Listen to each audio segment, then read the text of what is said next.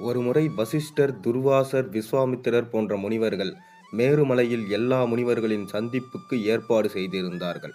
பெரிய ஞானிகள், முனிகள், ரிஷிகள் அந்த சந்திப்புக்கு வரவேண்டும் என கட்டளை. வராவிட்டால் பெரிய தோஷத்திற்கு, பிரம்மஹத்தி தோஷத்துக்கு ஆளாக நேரிடும் எனவும் ஆணை விதித்தார்கள். எல்லா முனிவர்களும் ஆஜரானார்கள். ஆனால் வைசம்பாயனர் எனும் முனிவர் மட்டும் ஏதோ காரணத்தினால் வர முடியவில்லை. இதனால் கோபமடைந்த துர்வாசவர், விஸ்வாமித்திரர் வைசம்பாயருக்கு பிரம்மஹத்தி தோஷம் பீடிக்க சாபமிட்டார். ஆனால் வசிஷ்டர் மட்டும் இதற்கு ஒப்புக்கொள்ளவில்லை. அதனால் அவர் வைசம்பாயர் 7 நாட்களுக்குள் சாந்திரனாயதி ஹோமம் பண்ணினால் இந்த சாபத்திலிருந்து பிராயச்சித்தம் பெறலாம் என ஒரு உபாயம் சொன்னார். வைசம்பாயனருக்கு சாபம் நீங்க விமோச்சனம் பெற வழியும் திரிசங்கு எனும் அவரது மாணவர் மூலம் தெரிய வந்தது. சரி என வைசம்பாயனரும் ஹோமத்தை ஆரம்பித்தார். ஆனால் துர்திருஷ்டவசமாக அவர் தனது குழந்தையை கோபத்தில் காலால் எட்டி உதைக்க அந்த குழந்தை இறந்துவிட்டது. உடனே வைசம்பாயனருக்கு பிரம்மஹத்தி தோஷம் பீடித்தது. அவருக்கு ஹோமம் பண்ண அருகதையும் போய்விட்டது. அந்த ஹோமத்தை அவர் தன் மாணாக்கர்களிடையே சிறந்த மாணவரான யக்னவல்கரை தேர்ந்தெடுத்து, எனக்கு பதிலாக அந்த யாகத்தை செய். யாகத்தின் பலனாக என் குழந்தையை கோபத்தில் காலால் எட்டி உதைக்க அந்த குழந்தை இறந்துவிட்டது. உடனே வைசம்பாயனருக்கு பிரம்மஹத்தி தோஷம் பீடித்தது. அவருக்கு ஹோமம் பண்ண அருகதையும் போய்விட்டது. அந்த ஹோமத்தை அவர் தன் மாணாக்கர்களிடையே சிறந்த மாணவரான யக்னவல்கரை தேர்ந்தெடுத்து, எனக்கு பதிலாக அந்த யாகத்தை செய். யாகத்தின் பலனாக என் பிரம்மஹத்தி தோஷம் தீர்ந்துவிடும் என்றார். ஆனால் யக்னவல்கர் மறுத்துவிட்டார். அந்த யாகம் செய்ய சிறந்த சிஷியர்கள் தேவை. நம்மிடம் இருக்கும் மாணவர்கள் அந்த யாகம் செய்ய தகுதியற்றவர்கள். அதனால் நான் அந்த யாகம் செய்ய மாட்டேன். வைசம்பாயனர் எவ்வளவோ சொல்லி பார்த்தார். ஆனால் யக்னவல்கர் மறுத்துவிட்டார். இதனால் கோபம் கண்ட வைசம்பாயனர், இப்போதே என் ஆசிரமத்தை விட்டு வெளியே செல்வதற்கு முன் நீ என்னிடம் கற்றுக்கொண்ட வேதங்களை திரும்பி கொடுத்து விட்டு செல் என்று ஆணையிட்டார். அப்படியே ஆகட்டும், குருவின் ஆணை என்று யக்னவல்கர் வைசம்பாயனர் சொல்லிக் கொடுத்த கிருஷ்ண யஜூர் வேதம் முழுக்க வெளியே துப்பிவிட்டு வேகமாக நடையை கட்டினார். கிருஷ்ண யஜூர் வேதத்தில் பாண்டித்யம் பெற்ற வைசம்பாயனருக்கு என்ன செய்வதென்றே தெரியவில்லை. அவ்வளவு வேதமும் வீணாகிறதே என்ற கவலை அவருக்கு. தன் மற்ற மாணவர்களை கூப்பிட்டு யக்னவல்கர் துப்பிய கிருஷ்ண யஜூர் வேதம் முழுக்க சாப்பிட்டு விடுங்கள் என பணித்தார். இரத்தமும் பிண்டமுமாக இருந்த கிருஷ்ண யஜூர் வேதத்தை எப்படி உண்பது என மாணவர்கள் அசூயைப்பட்டனர். அப்போது அந்த மாணவர்களை தித்திலி பறவையாக மாற்றி, இப்போது யக்னவஜூர் துப்பிய கிருஷ்ண யஜூர் வேதம் முழுக்க சாப்பிட்டு விடுங்கள் என்று மீண்டும் ஆணையிட்டார். அவர்களும் அப்படியே சாப்பிட்டு விட்டனர். அந்த தித்திலி மாணவர்கள் அந்த கிருஷ்ண யஜூர் வேத சாற்றை தைத்திரேய உபநிஷிதுகளாக பின்னர் மாற்றி எழுதினர். இன்று கிருஷ்ண யஜூர் வேதத்தை சார்ந்த தைத்திரேயா உபனிஷிதுகள் பிரசித்தம்.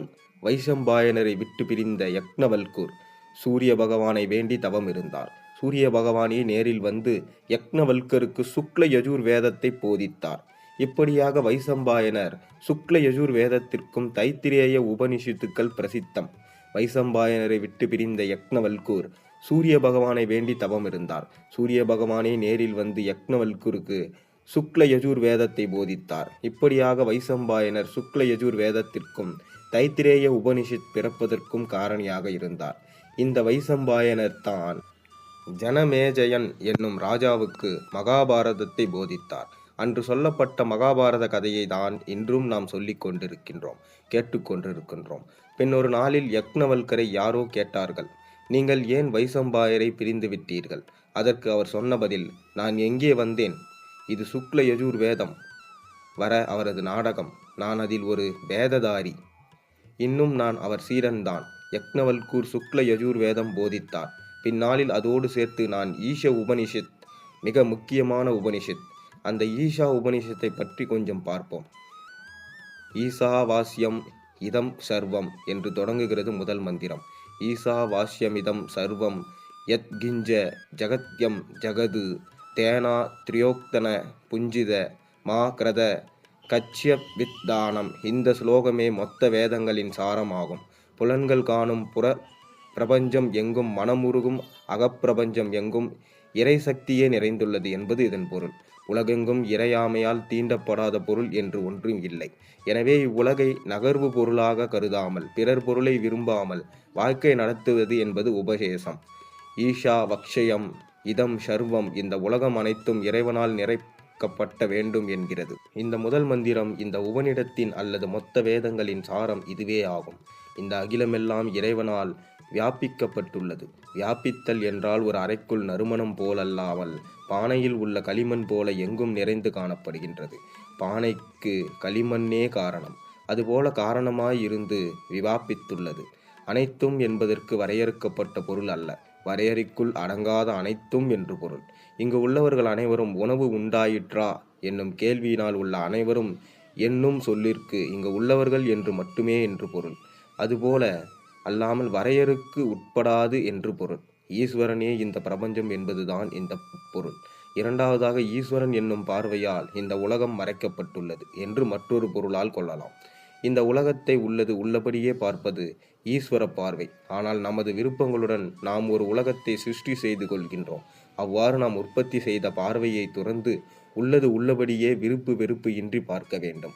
விஷயம் என்றால் மூடப்பட வேண்டும் என்று ஈசாஸ்வாஸ்யம் என்பதற்கு இந்த உலகத்தை இறைவன் என்னும் பார்வையால் மூடப்பட வேண்டும் என்று பொருள் கொள்ளலாம். இறைவன் என்ற புத்தியினால் இந்த அகில பிரபஞ்சத்தையும் மறைத்துவிடு என்றால் இருமையை தியாகம் செய்து பார்ப்பது அனைத்தையும் இறைவன் சொரூபமாக பார்க்க வேண்டும் என்று பொருள்படுகிறது. அடைந்த இந்த ஞானத்தை காப்பாற்றுவதற்கு வழி அடுத்து வரும் சொற்றொடரில் வருகிறது. தேன தியக் தேன புஞ்சீத, தியாகத்தினால் உன்னை காப்பாற்றிக்கொள் என்று கூறுகின்றது. என்னுடையது நான் என்று எதையும் ஏற்றுக்கொள்ளும் பாவனையை தியாகம் செய்ய வேண்டும். உண்மையில் இந்த உலகில் எந்த பொருளும் நம்முடன் சேர்ந்து பிறப்பதில்லை. என்னுடையது என்பது ஒரு மனபாவனை தான். இதனை தியாகம் செய்ய வேண்டும் என்று உபநிடதம் கூறுகிறது. இது என்னுடையது, இந்த உடல் நான் என்ற எண்ணம்தான் இந்த பொருளையும் நம்மையும் சேர்க்கின்றது. இந்த எண்ணத்தை தியாகம் செய்ய வேண்டும். தியாகம் என்பது பொருள். இந்திரங்களையும் உடலையும் நாம் என்னும் பாவனையை தியாகம் செய்ய வேண்டும் என்பதாகும். பின் இந்த உலகத்தில் மனிதர்கள் மற்றும் பொருள்கள் மீது என்னுடையது என்ற எண்ணத்தை தியாகம் செய்ய வேண்டும். தியாகம் என்பதற்கு மற்றொரு பொருள், இந்த உலகத்திலிருந்து நீ காப்பாற்றப்படுகிறாய். இந்த உலகம் இருக்கும் வரை உனது சம்சாரம் இருக்கும். இந்த உலகத்தை விட்டுவிட்டு என்பது இந்த உலகத்தில் உள்ள சத்தியத்தை, அதாவது இருக்கும் தன்மையை விட்டுவிட வேண்டும். உலகம் வெறும் நித்தியா, மாயை அல்லது வெறும் தோற்றம் என்று புரிந்து கொள்ள வேண்டும். பின்பு கஷ்யவிஸ் தனம் என்பது யாருடைய பொருளையும் அபகரிக்காதே என்பது. தனம் என்று ஒன்று கிடையாது. எல்லாருமே ஆத்மாவாக இருப்பதனால் எதையும் ஆசைப்பட விரும்பாதே. மற்றவர்களுடைய பொருளையும் உன்னுடைய பொருளையும் கூட ஆசைப்படாதே என்று கூறுகிறது. இந்த ஒரு மந்திரம் முழுமையான மந்திரமாகும். இந்த உபநிஷத்தின் சாந்தி மந்திரம் இவ்விதம் உரைக்கின்றது. ஓம் பூர்ணமதா பூர்ணமிதம் பூர்ணாத் பூர்ணமுச்சத்யே பூர்ணஸ்ய பூர்ணமாதய பூர்ணமேவ வசிஷ்யே ஓம் சாந்தி சாந்தி சாந்தி. ஈசாவாஸ்ய உபனிஷம். அதுவும் பூரணம், இதுவும் பூரணம். பூரணத்திலிருந்து பூரணத்தை எடுத்த பின்பு பூரணமே எஞ்சி உள்ளது. இவ்வாறு பிரம்மம் மாறுபடாதவராக உள்ளார். முழுமைத் தன்மையில் இருந்து குறைபடுவதில்லை. எனவே முரண்பாடு வேண்டாம். உடல், மனம், ஆத்மா மூன்றிலும் அமைதி நிலவட்டும். ஒரு புதரின் மூலம் உலகத்தை விளக்க முற்படுகின்ற மந்திரம் இது. இறைவன் முழுமானவராக பூர்ணமானவராக இருக்கின்றார். அவரிலிருந்து முழுமையான உலகம் தோன்றியுள்ளது. இருப்பினும் தனது பூர்ணத்துவம் குறையாமல் முழுமையாகவே இருக்கிறார். அவர் இதனை 3 வகைகளில் புரிந்து கொள்ளலாம். ஒரு தீபத்திலிருந்து என்ன தீபங்களை ஏற்ற முடியும்? இதனால் முதல் தீபத்தின் முழுமை கெடுவதில்லை. அதிலிருந்து ஏற்பட்ட தீபங்களும் முழுமையாக நிறைந்த ஒளி தருவனவாகவே இருக்கும். நாம் எத்தனையோ பேரை நேசிக்கின்றோம், முழுமையாக அவர்களிடம் அன்பு வைக்கிறோம். இதனால் நம்முடன் உள்ள அன்பு குறைந்ததாக கூற முடியாது. நமது அன்பு முழுமையாக இருக்க நாம் எத்தனையோ பேருக்கு அன்பை முழுமையாக கொடுக்க முடியும். ஒரு செடியில் எத்தனையோ பூக்கள் மலர்கின்றன. ஒவ்வொரு மலரும் முழுமையாக உள்ளது. முழுமையான மலர்கள் பலவற்றை தருவதால் செடியின் முழுமை எந்த விதத்திலும் குறைவதில்லை. ஏனெனில் செடியின் முழுமை வேறு. அதுபோலவே இறைவனிடமிருந்து எத்தனையோ முழுமையான உலகங்களும் அண்ட சராசரங்களும் தோன்றலாம். ஆயினும் அவரது முழுமை ஒருபோதும் குறைவதில்லை. இறைவனின் முழுமை உலகங்களின் தோற்றத்தாலோ மறைவாலோ பாதிக்கப்படாத ஒன்று. இறைவனிடமிருந்து தோன்றியதால் உலகம் இறையம்சம் பொருந்தியது என்பது இந்த சாந்தி மந்திரத்தின் கருத்து. இந்த உண்மையை உணர்ந்து வாழ்ந்தால் சாதாரண வாழ்க்கையை நம்மை இறைநெறியில் அழைத்து செல்ல வல்லதாகிவிடும். இந்த கருத்தையே உபநிஷத்தின் மூலம் முதல் மந்திரம் தெரிவிக்கின்றது. வேத மந்திரங்கள் அனைத்தும் இறுதியில் ஓம் சாந்தி சாந்தி சாந்தி என்னும் நிறைவுறுவதை காணலாம். சாந்தி என்றால் அமைதி. 3 விதமான தடைகளிலிருந்து நாம் விடுபடுவதற்கான 3 முறை சொல்லப்படுகின்றது.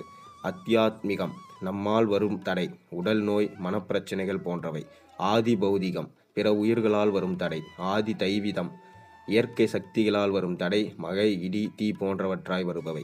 3 முறை சொல்வதன் மூலம் இந்த மூவகை தடைகளிலிருந்து விடுபட்டு இந்த உபனிஷத்தை படிப்பதற்கான நமது முயற்சியை வெற்றி பெறுவதற்காக பிரார்த்திக்கின்றோம்.